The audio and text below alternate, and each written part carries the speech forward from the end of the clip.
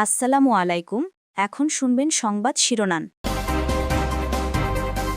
ছড়িয়ে পড়েছে মধ্যপ্রাচ্যের যুদ্ধ। ইরানের জাহাজে মার্কিন সাবমেরিনের হামলায় নিহত অন্তত ৮০। খামেনির স্থলাভিষিক্ত হলেন সৈয়দ মুজতাবা। বাংলাদেশসহ মুসলিম দেশগুলো সহমর্মিতা চাইল ইরান। আমিরাতে আটকে পড়া প্রবাসীদের ফেরাতে ঢাকা থেকে 2টি ফ্লাইট পরিচালনা। যুক্তরাষ্ট্রের সাথে হওয়া বাণিজ্য চুক্তিতে সম্মতি ছিল প্রধান দুই রাজনৈতিক দলের, জানালেন ডক্টর খলিল। জ্বালানি সংকট মোকাবেলায় মার্কিন মন্ত্রীর সহযোগিতা কামনা। খুলনায় শ্রমিক দল নেতাকে গুলি করে হত্যা, অস্ত্রসহ আটক এক। তালিকা করে চাঁদাবাজ অস্ত্রধারীদের বিরুদ্ধে অভিযান চলবে, জানালেন স্বরাষ্ট্রমন্ত্রী। আসসালামু আলাইকুম। এতক্ষণ দেখছিলেন সংবাদ শিরোনাম, এখন দেখবেন বিস্তারিত। মধ্যপ্রাচ্যের যুদ্ধ আরও ছড়িয়ে পড়ার শঙ্কা দেখা দিয়েছে। অঞ্চলটির গণ্ডি পেরিয়ে এবার ইরান মিসাইল ছুড়ল নেটোভুক্ত তুরস্কে, যদিও তা ভূপাতিতের দাবি করেছে নেটো। পাশাপাশি ইসরায়েল ও আরব দেশগুলোর কৌশলগত গুরুত্বপূর্ণ স্থাপনায় হামলা অব্যাহত রেখেছে তেহরান। অন্যদিকে আগামী কয়েকদিনের মধ্যেই ইরানের আকাশসীমা পূর্ণ নিয়ন্ত্রণের ঘোষণা দিয়েছে ওয়াশিংটন। দেশটির যুদ্ধমন্ত্রী পিট হেগসেথ এক সংবাদ সম্মেলনে সামনে হামলা আরও জোরদারের কথা জানিয়েছেন। এদিকে পাল্টাপাল্টি হামলা চলছে ইসরায়েল হিজবুল্লাহর মধ্যেও। ইরানের ছোড়া মিসাইলের ধ্বংসাবশেষ এটি তুরস্কের আকাশসীমায় প্রবেশের সাথে সাথেই ভূপাতিত করে ন্যাটোর ক্ষেপণাস্ত্র প্রতিরক্ষা ব্যবস্থা। এতদিন মধ্যপ্রাচ্যের মার্কিন ঘাঁটিগুলোকে টার্গেট করা হলেও মঙ্গলবার থেকে রণকৌশলে ব্যাপক পরিবর্তন এনেছে তেহরান। প্রথমবার ন্যাটোভুক্ত তুরস্কে হামলা তার সবচেয়ে বড় প্রমাণ।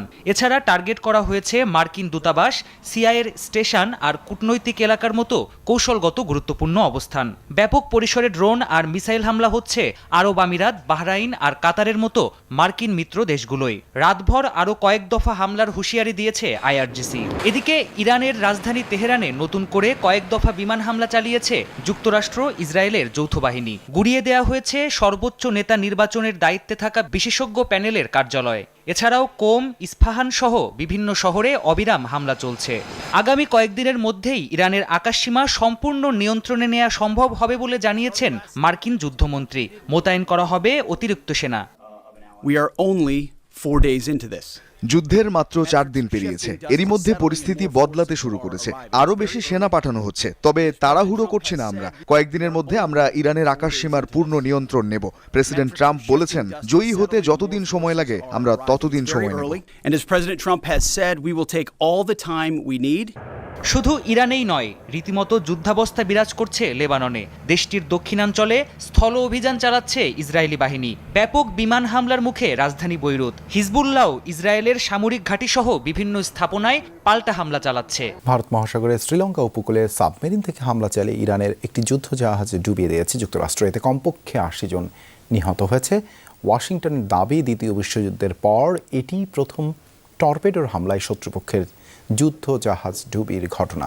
শ্রীলঙ্কার পররাষ্ট্রমন্ত্রী জানিয়েছে, নৌযানটিতে ১৮০ জন ক্রু ছিল। জীবিত উদ্ধারকৃতদের মধ্যে ৩২ জনের অবস্থা গুরুতর। তাদের স্থানীয় একটি হাসপাতালে ভর্তি করা হয়েছে বলে জানিয়েছে শ্রীলঙ্কা। এখনও নিখোঁজ অনেকে, তাদের সন্ধানে অভিযান চালাচ্ছে শ্রীলঙ্কার সামরিক বাহিনী। গত মাসের শেষ দিকে ভারতের উদ্যোগে বঙ্গোপসাগরে আয়োজিত এক নৌমহড়ায় অংশ নিয়েছিল ইরানিয়ান ফ্রিগেটটি। সংযুক্ত আরব আমিরাতে আটকা পড়া বাংলাদেশিদের নিয়ে ইউএস বাংলা এয়ারলাইন্সের প্রথম বিশেষ ফ্লাইটটি ঢাকায় অবতরণ করবে সকাল ৭টায়। ঢাকা দুবাই ঢাকা রুটে 2টি বিশেষ ফ্লাইট পরিচালনা করছে ইউএস বাংলা এয়ারলাইন্স। যুক্তরাষ্ট্র ও দুবাইয়ের অনুমতি সাপেক্ষে ফ্লাইটগুলো পরিচালিত হচ্ছে। প্রথম ফ্লাইটটি শাহজালাল বিমানবন্দর থেকে বুধবার সন্ধ্যা 7:20 দুবাইয়ের উদ্দেশ্যে রওনা হয়। একই ফ্লাইট 28 ক্রু সহ 189 জন বাংলাদেশিকে নিয়ে দুবাই থেকে সকাল 7টায় ঢাকায় ফিরবে। বৃহস্পতিবার অপর বিশেষ ফ্লাইটটি ঢাকার হজরত শাহজালাল আন্তর্জাতিক বিমানবন্দর থেকে বিকেল 5:15 দুবাইয়ের উদ্দেশ্যে ছেড়ে যাবে, যা দুবাই থেকে স্থানীয় সময় রাত 10টায় ঢাকায় ফেরার কথা। প্রবাসীদের সাথে আটকে পড়া বিমান বাংলাদেশ এয়ারলাইন্সের ক্রুদেরও ফিরিয়ে আনা হবে। এর আগে গত শনিবার ইরান, ইরাক, কুয়েত, সংযুক্ত আরব আমিরাত, বাহরাইন, কাতার ও জর্ডানে তাদের আকাশসীমা বন্ধ করে দেয়। যুদ্ধ শুরুর পর থেকেই এখন পর্যন্ত হজরত শাহজালাল আন্তর্জাতিক বিমানবন্দর থেকে 173টি ফ্লাইট বাতিল হয়েছে। খুলনার রূপসা উপজেলার শ্রমিক দলের আহ্বায়ক মাসুম বিল্লাহকে গুলি করে ও কুপিয়ে হত্যা করেছে দুর্বৃত্তরা। রাতে মহানগরের ডাক বাংলা মোড়ে এই ঘটনা ঘটে। এ সময় অস্ত্রসহ হাতে নাতে আটক করা হয় একজনকে। পূর্বশত্রুতার জেরেই হত্যাকাণ্ড ধারণা পুলিশের। নিহত মাসুম বিল্লাহ আন্তজেলা পরিবহন শ্রমিক ইউনিয়নের সাবেক সভাপতি। সিসিটিভির ফুটেজে দেখা যায় বুধবার রাত ৯টার দিকে খুলনার ব্যস্ত ডাকবাংলা মোড় বাটার দোকানের সামনে পরিবারের সদস্যদের নিয়ে ঈদের কেনাকাটা করছিলেন শ্রমিক নেতা মাসুম বিল্লাহ। হঠাৎ ৬ থেকে ৭ জনের একটি দল ঘিরে ধরে তাকে ধারালো অস্ত্র দিয়ে এলোপাথারি কুপিয়ে করা হয় জখম। পরে মৃত্যু নিশ্চিত করতে গুলি করা হয়। গুলির শব্দে পুরো এলাকায় আতঙ্ক ছড়িয়ে পড়ে। স্থানীয়রা এগিয়ে এলে পালানোর চেষ্টা করে হামলাকারীরা। এ সময় দায়িত্বরত ট্রাফিক পুলিশ ও জনতার সহায়তায় অশোক ঘোষ নামে একজনকে বিদেশি পিস্তল সহ আটক করা হয়। যখন আমি বলি যে আমি পুলিশ, তাকে ধরেন, এই কথা বলার পরে লোকজন তাকে ধরে, তখন আমি তাকে যে জাপটে পিস্তল সহ কোমরে ধরে ফেলি। পরে গুলিবিদ্ধ মাসুম বিল্লাহকে নেওয়া হয় খুলনা মেডিকেলে, কিন্তু চিকিৎসক তাকে মৃত ঘোষণা করে। মরদেহ রাখা হয়েছে হাসপাতালের মর্গে। পূর্বশত্রুতার জেরেই হত্যাকাণ্ড ধারণা পুলিশের। আটক অশোক ঘোষ পুলিশের তালিকাভুক্ত গ্রেনেড বাবু গ্রুপের ঘনিষ্ঠ বলেও জানা গেছে। মাসুম নামে যে ব্যক্তি মারা গিয়েছে তাকে মারার জন্য ওরা একটা কন্ট্রাক্ট পেয়েছিল। সেই কন্ট্রাক্টের ভিত্তিতেই আমরা আসামের কাছ থেকে যে তথ্য পেয়েছি, ওরা কন্ট্রাক্ট কিলিং এর জন্য আসলে এসেছিল। ঝিনাইদহের শৈলকুপায় আধিপত্য বিস্তার নিয়ে দুপক্ষের সংঘর্ষে অন্তত ২৫ জন আহত হয়েছে। ভাঙচুর করা হয়েছে ৩টি বসতঘর।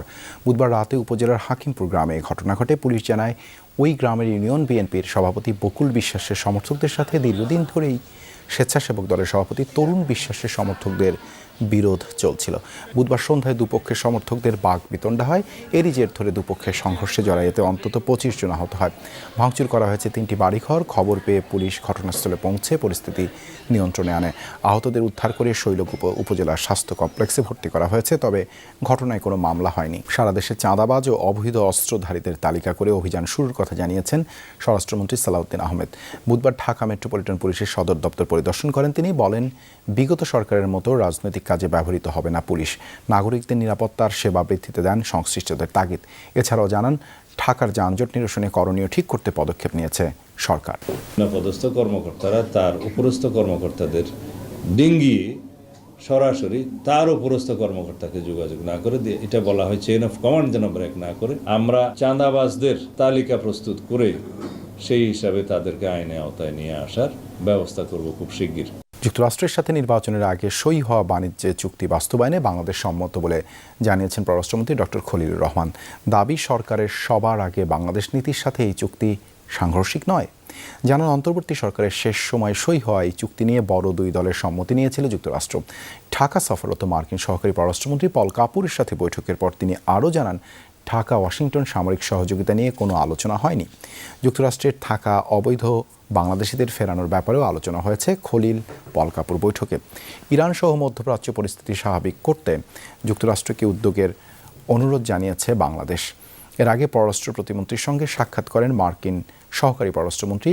সফরের শেষ দিন বৃহস্পতিবার বিএনপি ও জামায়াত সহ রাজনৈতিক দলগুলোর সাথে বৈঠকের পাশাপাশি প্রধানমন্ত্রী পররাষ্ট্র উপদেষ্টার সাথে সাক্ষাৎ করবেন পল কাপুর।